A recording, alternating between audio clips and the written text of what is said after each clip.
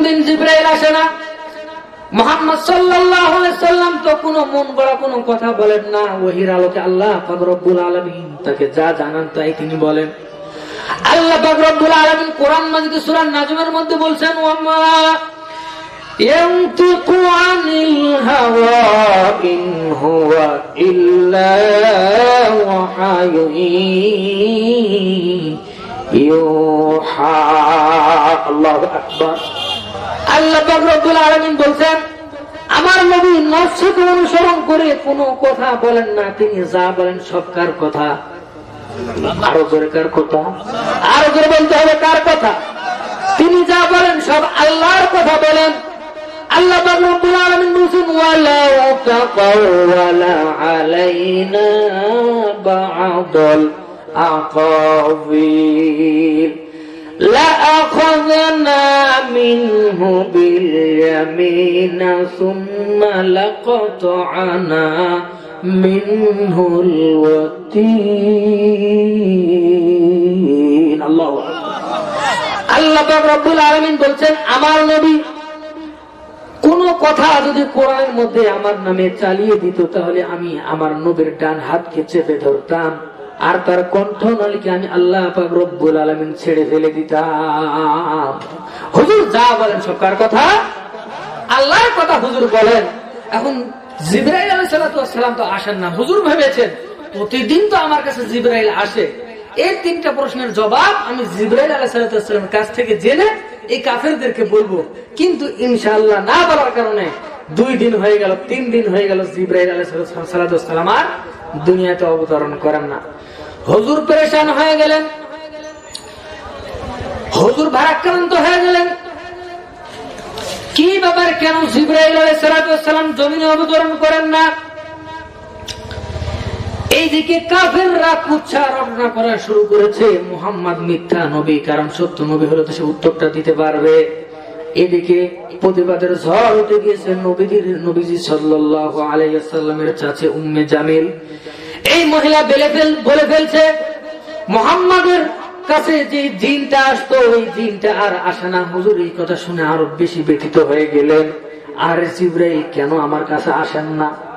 হুজুর অনেক অত্যন্ত পরিশ্রম করার পরও সারাদিন দিনের দাওয়াত দেওয়ার পরে সন্ধ্যার সময় হুজুর একটুখানি মনোযোগ দিলেন যদি জিবরাইল আসে। কিন্তু 1 দিন 2 দিন 3 দিন চলে যায়, এইভাবে 10-15 দিন চলে যায়। 15 দিন পর্যন্ত হযরত জিবরাইল আলাইহিস সালাম জমিনে আর আসেন না। আল্লাহ পাক রব্বুল আলামিন 15 দিন পর কাফেরদের 3টা প্রশ্নের জবাব সহ 15 দিন না আসার কারণ সহ 70,000 ফেরেশতাদের বহর নিয়ে হযরত জিবরাইল আলাইহিস সালাম জমিনে পদার্পণ করেন। জোরে বলেন সুবহানাল্লাহ। আল্লাহ পাক রব্বুল আলামিন কাফেরদের 3টা প্রশ্নের জবাব এই সূরা কাহফের মধ্যে দিয়েছেন, আর আরেকটা প্রশ্নের জবাব রূহ সম্পর্কে। ওই প্রশ্নটার উত্তর আল্লাহ পাক রব্বুল আলামিন সূরা বানী ইসরাঈলে দিয়েছেন। আল্লাহ পাক রব্বুল আলামিন বলছেন, হে নবী 15 দিন পর্যন্ত আমি কেন ওহী বন্ধ করেছিলাম আপনি তো জানেন। ভবিষ্যৎ আপনি যদি কোনো সিদ্ধান্ত নেন, ইন ফিউচার ভবিষ্যতে কোনো কথা যদি আপনি বলেন, কাজ যদি আপনি শুরু করেন, অবশ্যই আপনি ইনশাআল্লাহ বলবেন।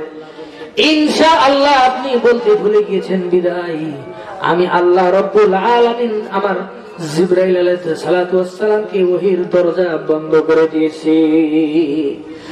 আল্লাহ পাক রব্বুল আলামিন কারণটা বর্ণনা করেন। আল্লাহ বলেন, ওয়ালা তাকুলান্না লিশাইইন ইন্নী ফাইলুন যালিকা গাদা ইল্লা আন ইয়াশা আল্লাহ واذكر ربك إذا نسيت وقل عسى أن يهديني ربي لأقرب من هذا رشدا।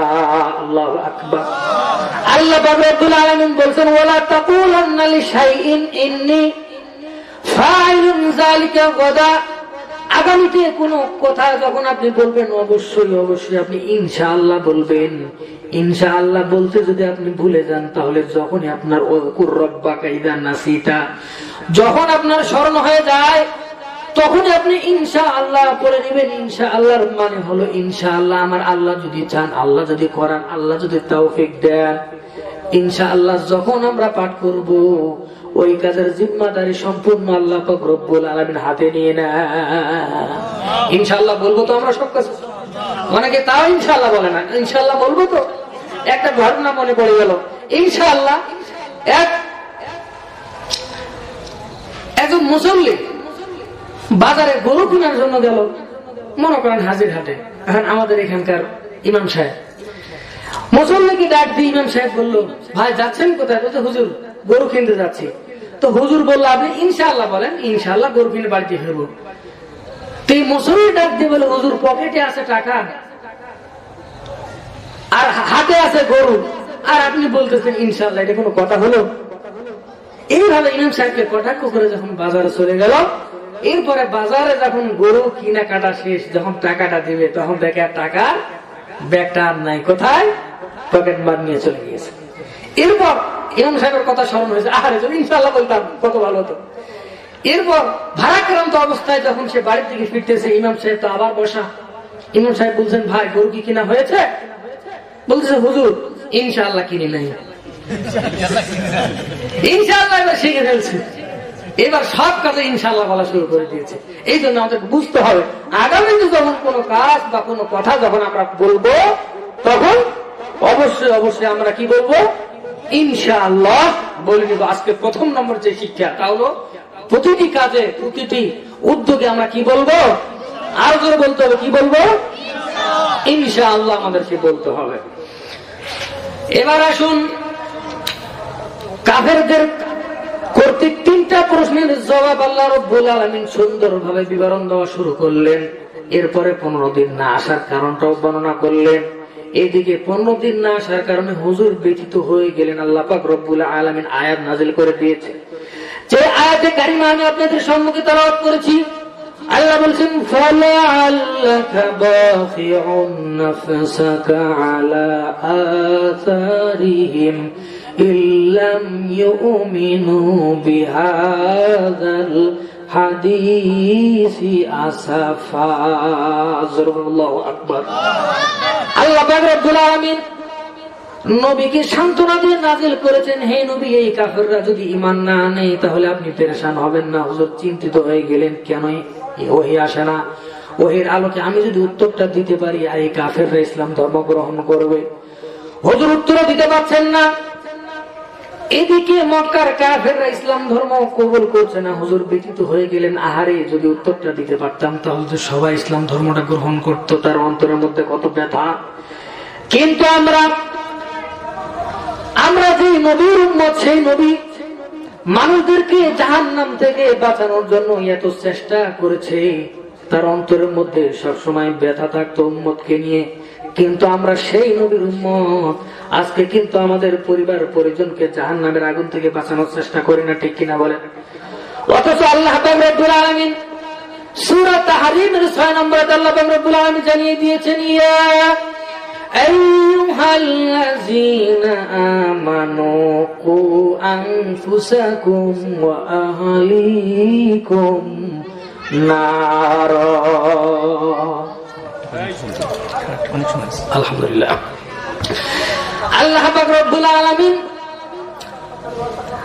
বলছেন, ওহে ঈমানদাররা, তোমরা নিজেরা জাহান্নামের আগুন থেকে বাঁচো, তোমাদের পরিবার পরিজন যারা আছে তাদেরকেও জাহান্নামের আগুন থেকে বাঁচাও। আজকে আমাদের সমাজে অনেক মুসল্লি আছে, নিজে নামাজ পড়তে আসে কিন্তু তার ছেলে সন্তানটা ঘুমিয়ে আছে, তার স্ত্রী ঘুমিয়ে আছে, তার মেয়ে ঘুমিয়ে আছে, কিন্তু ডাকও দেয় না, ঠিক কিনা বলেন? জাহান্নামের আগুন থেকে বাঁচানোর কোনো চেষ্টা আমরা করি না। অথচ আল্লাহ পাক রব্বুল আলামিন আয়াত নাযিল করে দিয়েছেন, তুমি নিজে জাহান্নামের আগুন থেকে বাঁচো, তোমার পরিবার পরিজন যারা আছে তাদেরকেও জাহান্নামের আগুন থেকে বাঁচানোর চেষ্টা করো। রাসূল সাল্লাল্লাহু আলাইহি সাল্লাম বলেছেন, কুল্লুকুম রাঈন ওয়া কুল্লুকুম মাসউলুন আন রাইয়াতিহি। রাসূল বলেছেন প্রতিটি মানুষ হচ্ছে দায়িত্বশীল, আর প্রতিটি মানুষকে তার দায়িত্ব সম্পর্কে জিজ্ঞাসা করা হবে। ছেলে যদি নামাজ না পড়ে পিতাকে জিজ্ঞাসা করা হবে, স্ত্রী যদি পর্দায় না থাকে তাহলে স্বামীকে ধরা হবে। আপনি তাদেরকে কামাই রুজি করে খাবান, আপনি তাদেরকে সবকিছু কাপড় চোপড় কিনে দিচ্ছেন, কিন্তু জাহান্নামের আগুন থেকে বাঁচানোর চেষ্টা আপনি করছেন না। আল্লাহ পাকের নবী রাসূল সাল্লাল্লাহু আলাইহি ওয়াসাল্লাম বলেছেন, সালাসাতুন ক্বাদ হারামাল্লাহু আলাইহিমুল জান্নাহ, তিন ব্যক্তির জন্য জান্নাত হারাম। জোরে বলেন কয় ব্যক্তি? আর জোরে বলেন কয় ব্যক্তি? তিন ব্যক্তির জন্য জান্নাতে ঢোকা হারাম। এক নম্বর হলো মুদমিনুল খমর, যে ব্যক্তিটা মদ পান করে। দুই নম্বর হচ্ছে আকুকুল ওয়ালিদাইন, যে পিতামাতাকে কষ্ট দেয়, সে যত বড় আলেম হোক না কেন, যত বড় জালেম হোক না কেন, যত বড় ব্যবসায়ী হোক না কেন, যত বড় সমাজপতি হোক না কেন, রাসূল সাল্লাল্লাহু আলাইহি ওয়াসাল্লাম বলেছেন পিতামাতাকে কষ্ট দেওয়ার কারণে আল্লাহ পাক রব্বুল আলামিন তার জন্য জান্নাত হারাম করে দেয়। তিন নম্বর হচ্ছে ওয়াদাইয়ুসুল্লাযী ইয়াকুরু ফীহি আহলুল খাবাস, ওই দায়ুস পুরুষ, যে দায়ুস পুরুষ তার অধীনস্থ স্ত্রী রয়েছে, মেয়েরা রয়েছে, কিন্তু স্ত্রী ইসলাম অনুযায়ী চলে না, পর্দা করে না। আল্লাহ পাকের নবী বলছেন ওই পুরুষকে জান্নাতে ঢুকতে দেওয়া হবে না। জান্নাতের গেটের মধ্যে লিখে দেওয়া হবে এই জান্নাতের মধ্যে কোন দায়ুস পুরুষ প্রবেশ করতে পারবে না। অথচ রাসূল পেরেশান হয়ে গেলেন, আমি যদি উত্তরটা দিতে পারি সমস্ত কাফেররা ইসলাম ধর্ম গ্রহণ করবে, আর আমরা নিজেদেরকে ছেলে মেয়েদেরকে জাহান্নামের আগুন থেকে বাঁচানোর কোন চেষ্টা আমরা করছি না। অথচ রাসূল সাল্লাল্লাহু আলাইহি ওয়াসাল্লাম কিভাবে পেরেশান হয়ে গিয়েছেন। আপনার ছেলে যদি কোনো পানির মধ্যে পড়ে, আগুনে যদি পড়ে, রাস্তার ডুবার মধ্যে যদি পড়ে, তাহলে আপনার জীবন বিপন্ন করে দিয়ে আপনার রক্তবিন্দু দিয়ে আপনি ছেলেকে বাঁচানোর চেষ্টা করবেন, ঠিক কিনা বলেন?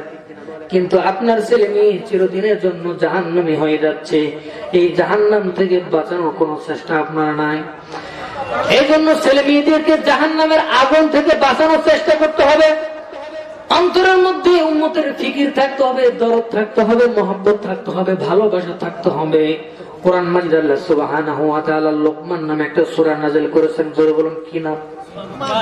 লোকমান নামে একটা সূরা নাযিল করেছেন। তার কারণ একটাই, হযরত লোকমান